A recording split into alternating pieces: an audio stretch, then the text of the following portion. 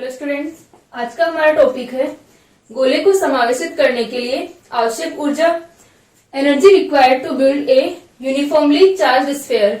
जो हमारा previous lecture था उसके अंदर हमने पोटेंशियल एनर्जी को डिफाइन किया था और हमने पढ़ा था कि हमारा कोई भी सिस्टम है जो कि चार्जेस से मिलकर के बना है, तो उस सिस्टम को बनाने के लिए हमें क्या करना पड़ेगा, वर्क डन करना पड़ेगा। और वही वर्क डन उस सिस्टम के लिए क्या होता है, पोटेंशियल एनर्जी की फॉर्म में स्टोर होता है। तो यहाँ पर हम लोग क्या कर रहे हैं कि एक स्फीयर है जिसकी रेडियस क्या है, r है, और इस स्फीयर को हम यूनिफॉर्मली चार्ज कर रहे हैं Q आवेश देकर के, Q चार्ज देकर के। तो यहाँ पर जब हम इस स्फीयर को यूनिफॉर्मली चार्ज करेंगे तो क्या होगा कि हमें इसके लिए एनर्जी की रिक्वायरमेंट होगी, और वो एनर्जी किसके इक्वल होगी, इसे चार्ज करने के लिए जितना वर्क डन होगा और वो एनर्जी दोनों क्या होंगे, यहाँ पर इक्वल होंगे।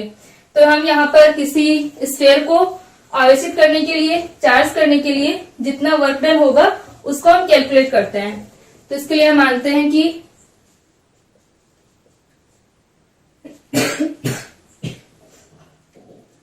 माना r त्रिज्या के गोले को, r त्रिज्या का यहाँ पर हमारे पास में क्या है, r रेडियस का स्फीयर है, समावेशित करने के लिए या गोले को Q आवेश से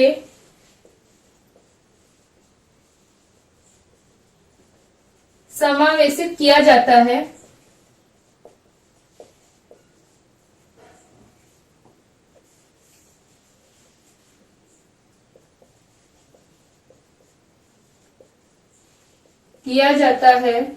तो गोले का आवेश घनत्व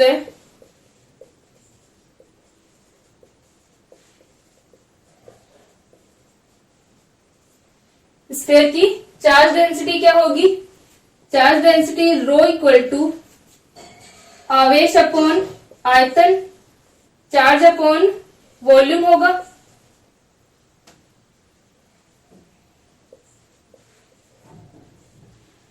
तो यहाँ पर जो हमारे पास में स्फीयर है, स्फीयर का वॉल्यूम क्या होता है, आयतन इक्वल टू गोले का आयतन कितना हो जाएगा, गोले का आयतन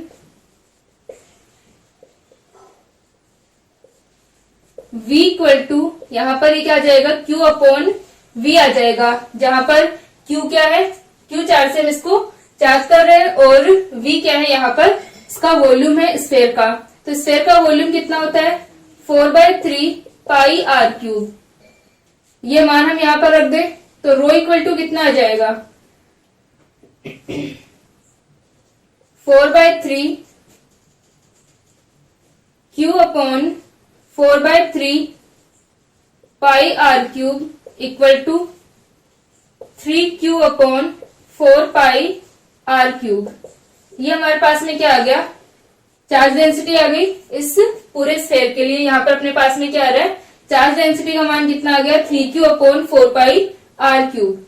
अब हम क्या करते हैं कि ये हमारा जो स्फीयर है इसको हम यूनिफॉर्मली चार्ज करने के लिए हम ये मान लेते हैं कि ये जो स्फीयर है वो किनसे मिलकर के बना है। यहाँ पर हमने गोलीय कोष डिफाइन किए हैं, स्फेरिकल सेल डिफाइन किए हैं, और इन स्फेरिकल सेल की जो विड्थ है, मोटाई है, वो कितनी है, dr है।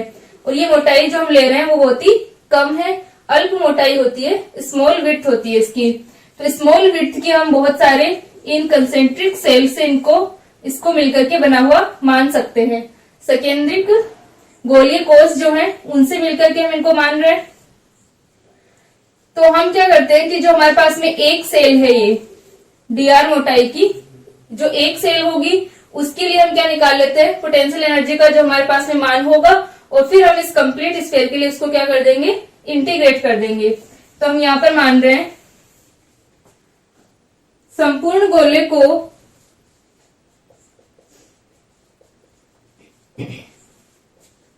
समावेशित करने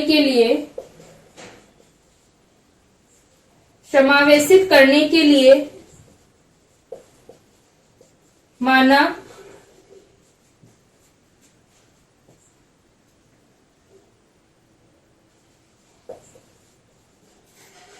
या हम लिख देंगे गोले को समावेशित करने के लिए माना संपूर्ण गोला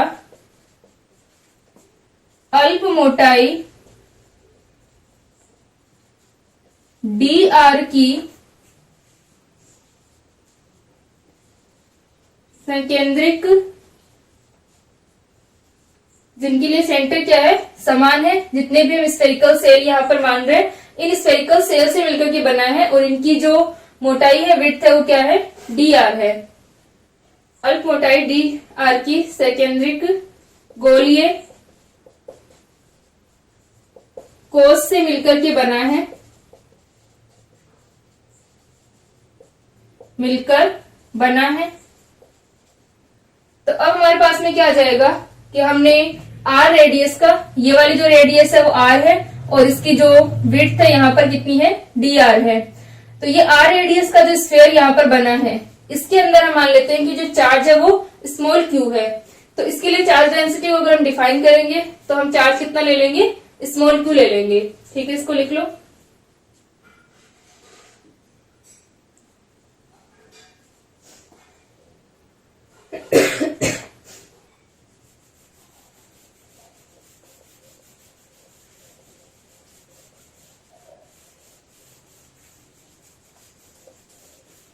तो अब जो हमारे पास में स्मॉल r रेडियस वाला स्फीयर है, इसके लिए हम मानते हैं कि माना r त्रिज्या वाले गोले में पूरा जो स्फीयर है, इसके लिए टोटल आवेश क्या है, कैपिटल Q है। तो हम मान लेते हैं कि जो यहाँ पर स्मॉल r रेडियस वाला स्फीयर जो है, इसके अंदर आवेश की मात्रा जो है, चार्ज का जो यहाँ पर मान होगा वो कितना है, आवेश की मात्रा स्मॉल q है, या आवेश का मान, अतः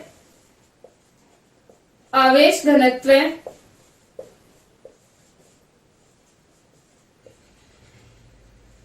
रो इक्वल टू कितना होगा, Q अपॉन 4/3 पाई। अब यहाँ पर वॉल्यूम क्या आएगा, स्मॉल r क्यूब। तो ये अपने पास में आ गया rho equal to 3Q upon 4 pi small r cube. ठीक है, क्योंकि यहाँ पर जो हमारा स्मॉल r रेडियस वाला स्फीयर है, इसके अंदर आवेश का जो मान है वो कितना है, स्मॉल q है। और q का मान कितना आ जाएगा यहां से, q equal to rho into 4 pi r cube divided by 3। क्योंकि आवेश जो होता है हमारा, चार्ज जो होता है कितना होता है, रो v या रो dv हम इसको डिफाइन कर सकते हैं। तो ये हमारी इक्वेशन नंबर 2 आ गई।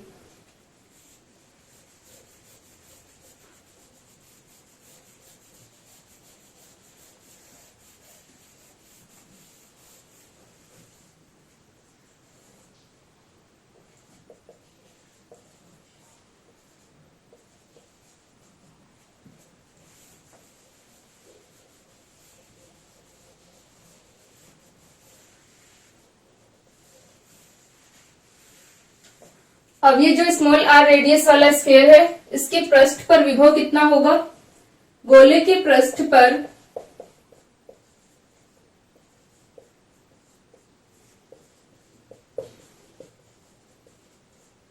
विभव, पोटेंशियल का मान v equal to KQ upon R। Q का मान हम यहां से रख दें तो यह आ जाएगा K, और Q का मान rho into 4 pi r cube divided by 3r। तो r क्यूब है और यहाँ पर डिनोमिनेटर में एक r और है अपने पास में, तो एक r से एक r कैंसिल, कितना बच जाएगा, k अपॉन 3 रो 4 पाई r स्क्वायर। ये हमारे पास में आ गया, पोटेंशियल का मान आ गया, इक्वेशन नंबर 3। अब यहां से अपने पास में पोटेंशियल का मान आ गया, और ये जो हमारी स्फेरिकल सेल है, इसकी मोटाई कितनी है, dr है, और जो हमारा टोटल स्फीयर है, इसके लिए आवेश का मान कितना है, q है, और जो स्मॉल आर रेडियस का हमारा स्फेयर है इसके लिए आवेश का मान कितना है, स्मॉल क्यू है। तो ये जो हमारी सेल है डी आर मोटाई की, इसके लिए हम आवेश मान लेते हैं कि आवेश कितना है, डी क्यू है। ठीक है, तो इस स्फेरिकल सेल जिसकी विड्थ हमारी डी आर है, इसके लिए आवेश का मान अगर डी क्यू है तो डी क्यू का मान क्या होगा, रो डीवी होगा यहाँ पर। तो इसके लिए हम आवेश की मात्रा निकालते हैं और फिर हम पोटेंशियल एनर्जी को डिफाइन करेंगे। तो यहां पर अपने पास में आ जाएगा डी आर मोटाई की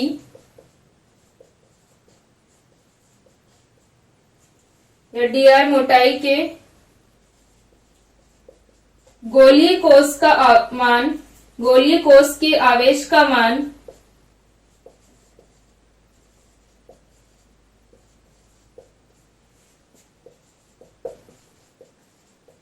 माना डी क्यू है।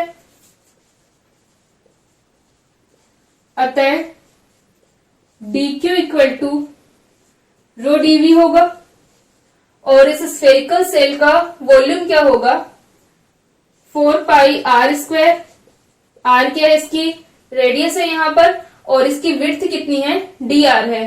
तो इसके एरिया को हम मल्टीप्लाई कर देंगे इसकी विड्थ से, तो 4 pi are square D R. ठीक है, ये हमारे पास में एरिया है और इसकी विड्थ से हमने इसको मल्टीप्लाई कर दिया तो क्या आ जाएगा, इसका वॉल्यूम अपने पास में आ जाएगा। तो d q equal to rho 4 pi are square D r, ये डी क्यू का मान आ गया।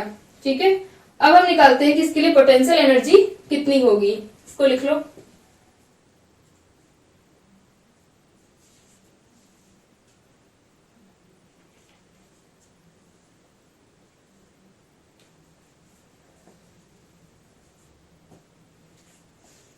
ठीक है, तो अब हम इसके लिए पोटेंशियल एनर्जी को डिफाइन करें। पोटेंशियल एनर्जी क्या होती है, वर्क डन की इक्वल होगी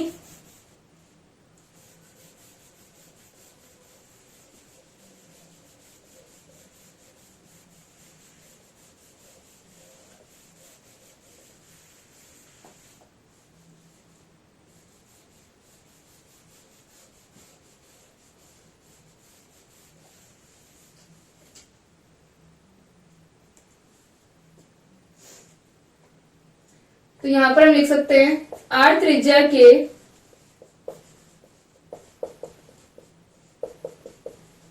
गोलीय कोष को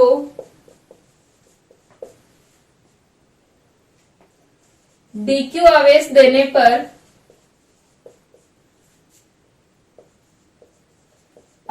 देने पर स्थितिज ऊर्जा में वृद्धि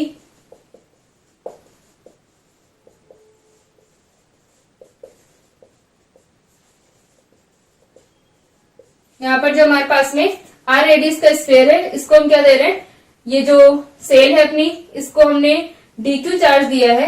इस डी आर मोटाई के लिए आवेश का मान कितना है, डीक्यू है। तो जो पोटेंशियल एनर्जी है उसका मान कितना हो जाएगा, d u equals to v d q. और यहां पर अपने पास में डी क्यू और वी का मान है वो हम इसके अंदर पुट कर देते हैं। तो डी यू इक्वल टू आ जाएगा, वी का मान कितना है, k/3 rho 4 pi are square और डी क्यू का मान कितना है, rho 4 pi are square D R.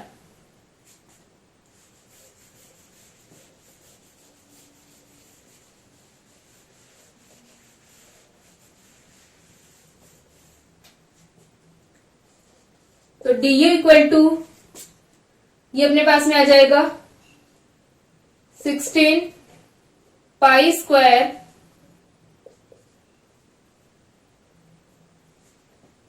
और आर की पावर कितनी हो जाएगी, R square dot R square. तो आर की पावर 4, रो का मान हो जाएगा square 16 pi square rho square के अपॉन 3 और आर की पावर यहां पर अपने पास में आ जाएगी 4 डी आर। तो ये हमने निकाला है कि जो हमने, ये हमारी आर रेडियस का स्फेयर था और डी आर मोटाई की यहाँ पर अपने पास में जो सेल बन रही है, इसको हमने डी क्यू आवेश दिया था। तो हमारे पास में पोटेंशियल एनर्जी का जो मान आया वो ये आ गया। ठीक है, इक्वेशन नंबर हमारी 5 हो गई। अब जो अपना संपूर्ण ये जो गोला है, टोटल स्फीयर है, इसको हम क्या दे रहे हैं, क्यू आवेश दे रहे हैं, तो टोटल पोटेंशियल एनर्जी का मान क्या होगा। ठीक है, तो हम यहाँ पर लिख सकते हैं, इसलिए संपूर्ण गोले को आवेशित करने पर स्थितिज ऊर्जा में वृद्धि, यह स्थितिज ऊर्जा का मान क्या आ जाएगा, U equal to integration du equal to integration v dq 0 to q। Total charge कितना दे रहे हैं इसको, q चार्ज यहां पर हम दे रहे हैं, तो 0 टू q क्या हो जाएगा, इसका इंटीग्रेशन हो जाएगा। और v dq का मान क्या है अपने पास में, 16 pi square rho square k upon 3 integration r की पावर 4 dr। और इंटीग्रेशन कहां से कहां तक होगा, इसकी टोटल रेडियस यहाँ पर कितनी है स्फीयर की, 0 टू r होगी यहाँ पर, तो 0 टू r हम इसका इंटीग्रेशन कर देंगे। तो जितना मान यहाँ पर पोटेंशियल एनर्जी का आएगा, उतनी एनर्जी रिक्वायर्ड होगी इस स्फीयर को चार्ज करने के लिए।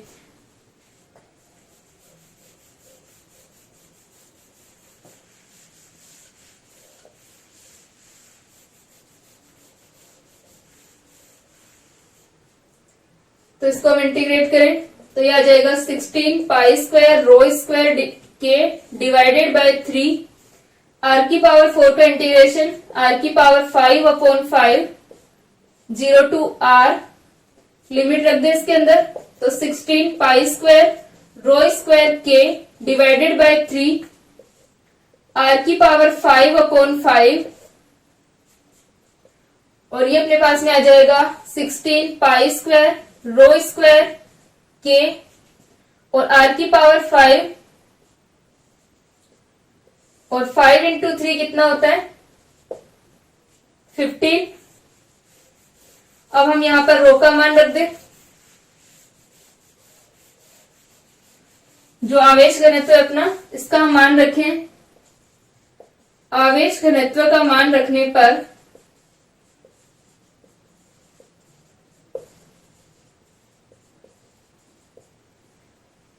रो इक्वल टू क्या था, 3q upon 4 pi r cube.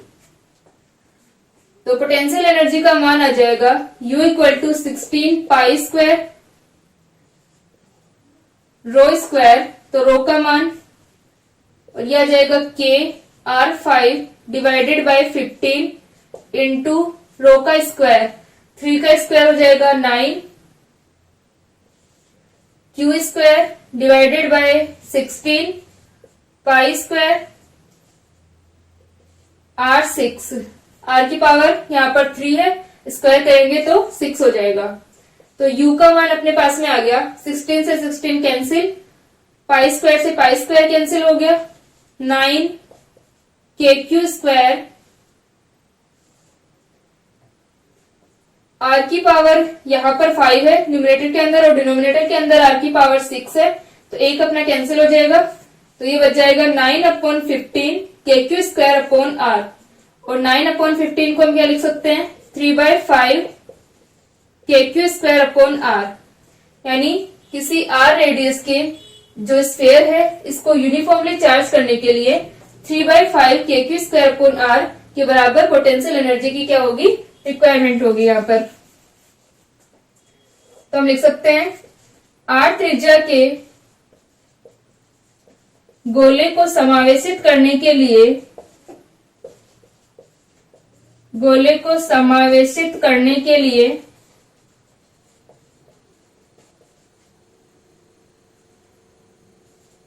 U equal to 3/5 kq square upon r ऊर्जा की आवश्यकता होगी।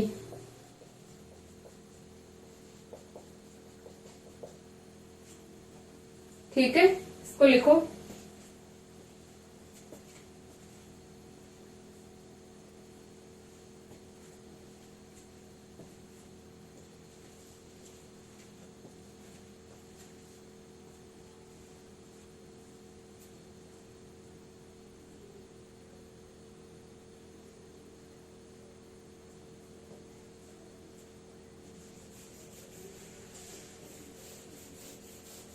एनर्जी की यहाँ पर यूनिट डिफाइन करें तो क्या आ जाएगा, जूल आ जाएगा।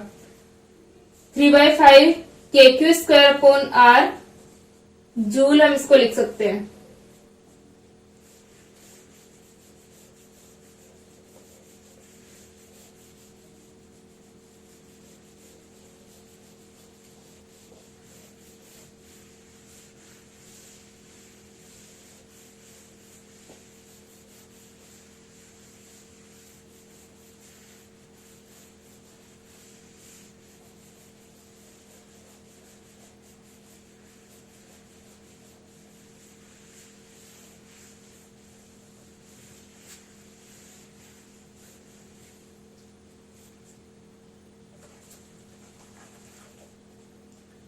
नेक्स्ट है हमारा topic radius of an electron. Radius of an electron,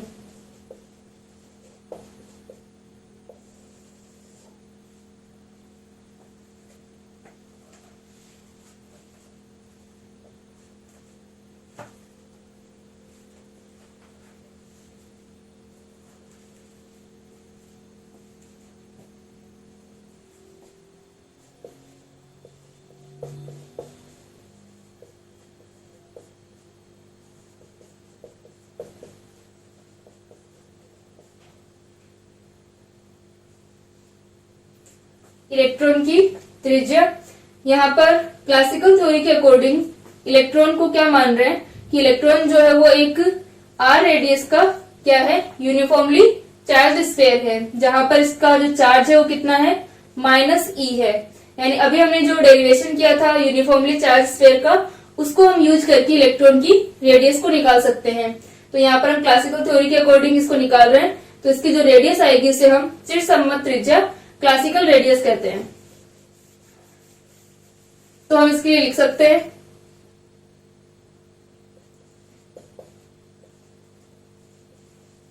चिरसम्मत सिद्धांत के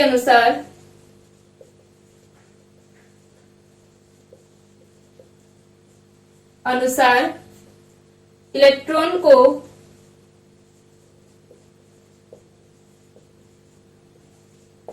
आर त्रिज्या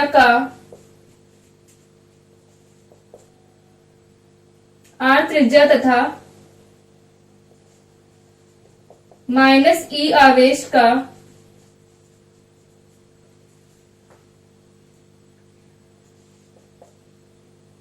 एक समावेशित गोला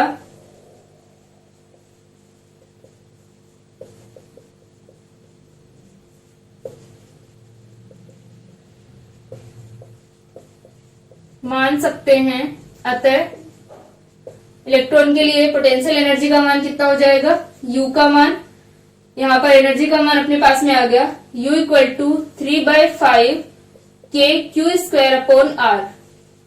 तो इलेक्ट्रॉन का जो चार्ज है वो कितना है, -e है, और यहाँ पर हम kq² कर रहे हैं, तो q का स्क्वायर, यहाँ पर माइनस का कोई फर्क नहीं पड़ेगा, e² हो जाएगा। तो एनर्जी कितनी आ गई, 3/5 ke² अपॉन आर। अब जो यहाँ पर एनर्जी को हम लिख रहे हैं, ये मान हमने लिखा है इलेक्ट्रॉन को एक यूनिफॉर्मली चार्ज स्फीयर मान करके। आइंस्टाइन के अकॉर्डिंग एनर्जी कितनी होती है,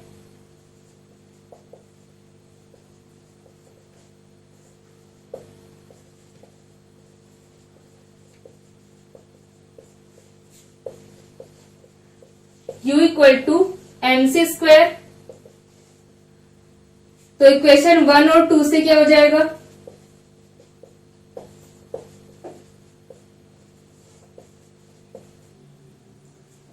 वन और 2 से अपने पास में आ जाएगा mc² = जहां पर m क्या है, इलेक्ट्रॉन का मास है, और हम ये मान रहे हैं कि जो ऊर्जा है यहाँ पर, इसके जो द्रव्यमान के कारण यहाँ पर जो ऊर्जा होगी वो सारी की सारी क्या है, ये इसी फॉर्म में है। ठीक है, तो जो टोटल एनर्जी अपनी U के फॉर्म में ही होगी। तो यहाँ पर ये जो एनर्जी हम लिख रहे हैं mc² और ये वाली जो एनर्जी अपने पास में आई है, ये दोनों क्या होंगी, इक्वल होंगी। तो mc² = 3/5 ke² अपॉन आर। ठीक है, तो mc² = 3/5 ke² अपॉन आर। यहां से हमें क्या निकालना है, आर का मान निकालना है, बाकी की सारी जो हमारी वैल्यूज है यहाँ पर, जो भी हमारे कांस्टेंट है, सारे के सारे क्या है, नोन है। इन सब के मान हमको पता है। m क्या है, इलेक्ट्रॉन का मास है। c जो है वो लाइट वेलोसिटी है, और k का मान हमको पता है, और इलेक्ट्रॉन का आवेश जो है, चार्ज है, e का मान हमें पता है। यानी सारी वैल्यूज क्या है, ज्ञात है। हमें सिर्फ क्या निकालना है, r का मान निकालना है। तो r इक्वल टू क्या हो जाएगा, r इक्वल टू 5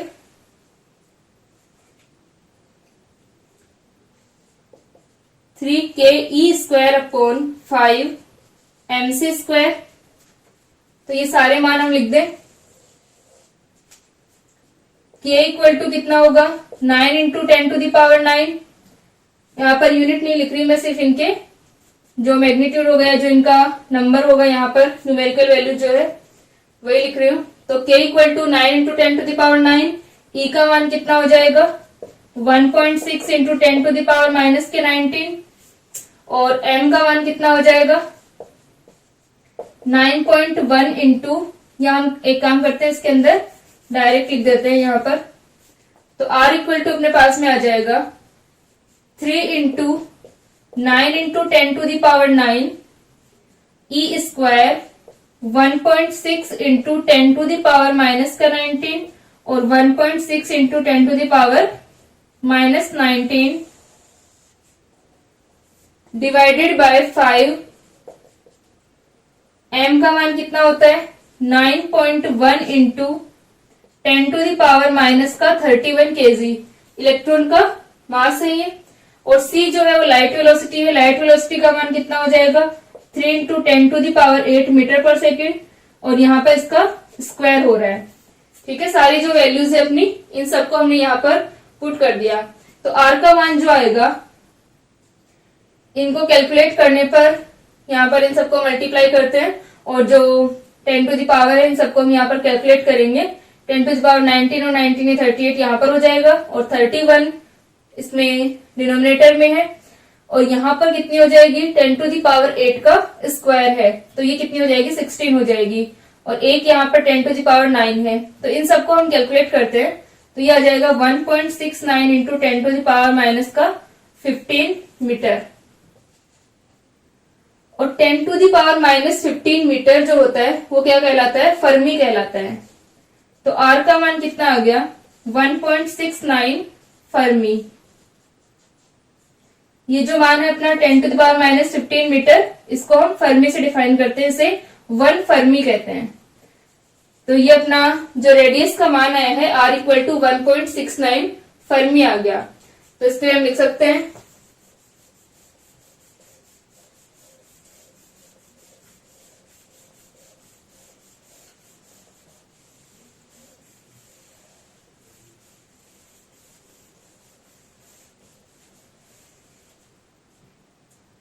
अतः इलेक्ट्रॉन की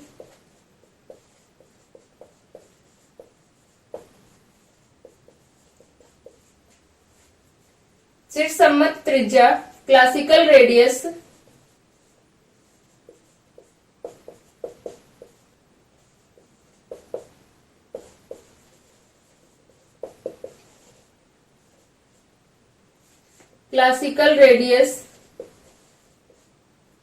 r इक्वल टू 1.69 फर्मी। ये इलेक्ट्रॉन की रेडियस का मान आ गया। ठीक है, इसको लिखो।